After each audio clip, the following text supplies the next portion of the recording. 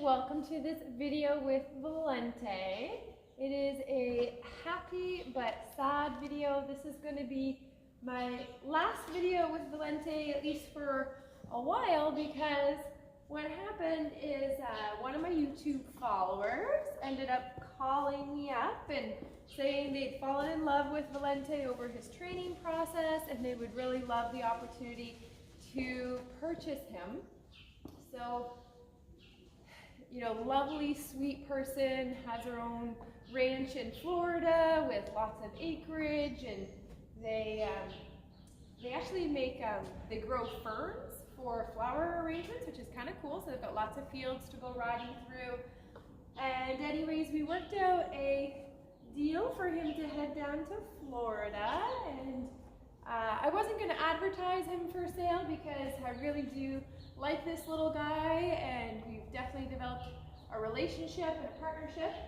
But at the same time, because I like to take on more Mustangs and Thoroughbreds and other horses that need a chance, if you know there's a perfect home for him that will be very loving and take really good care of him, then you know I can't complain with that. That's a good opportunity for him, and then it means that I've got space to take on another Mustang later in the year, which means I can keep showing people how it's possible to train these horses without having to chase them in small spaces and without having to do really drastic, weird things. Like, I've seen all sorts of stuff. I've seen people put halters and ropes on them and drag them by other horses to teach them how to lead, and sometimes they get so upset they rear and flip up and fall over, and there's all sorts of methods of horse training that I think are too aggressive towards the horses. It causes a lot of fear in the horses, and it doesn't have to be that traumatic for them,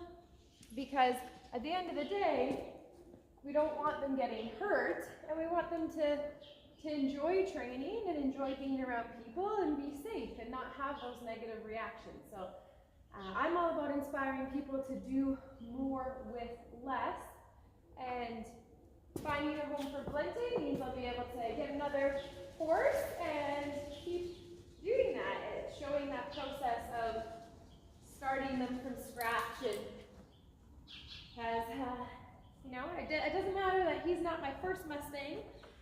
Every time that I get a new Mustang, I always meet new people end up following me, and then that's great. We end up reaching more people with that same message. No.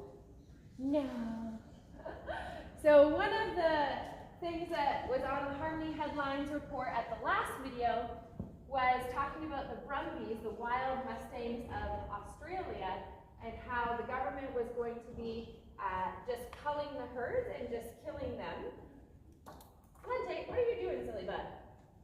What are you doing, silly bud? We're not doing the lay down.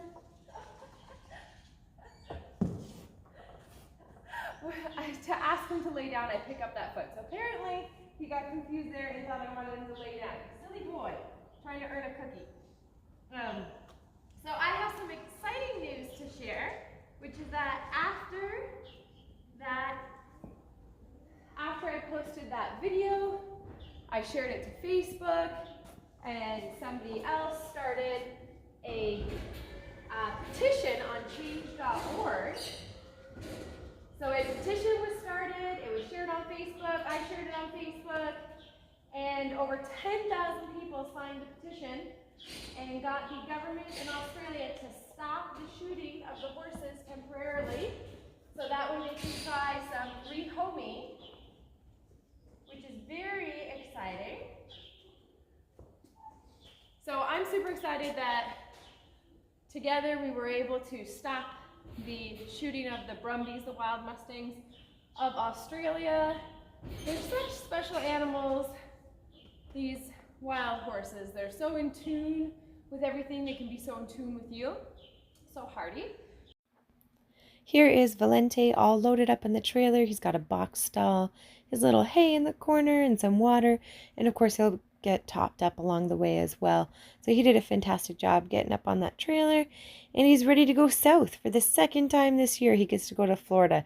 He'll actually be just an hour and a half away from where we were in Florida earlier this year.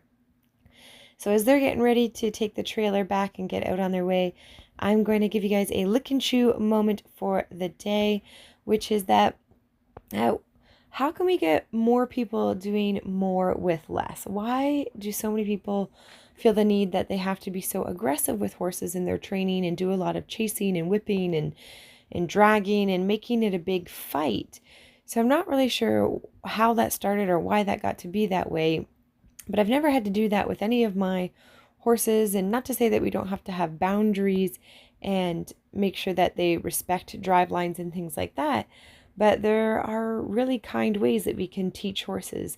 We can teach horses the way that we would want to be taught, with understanding and patience. So how do you guys think that we could inspire people to do more with less?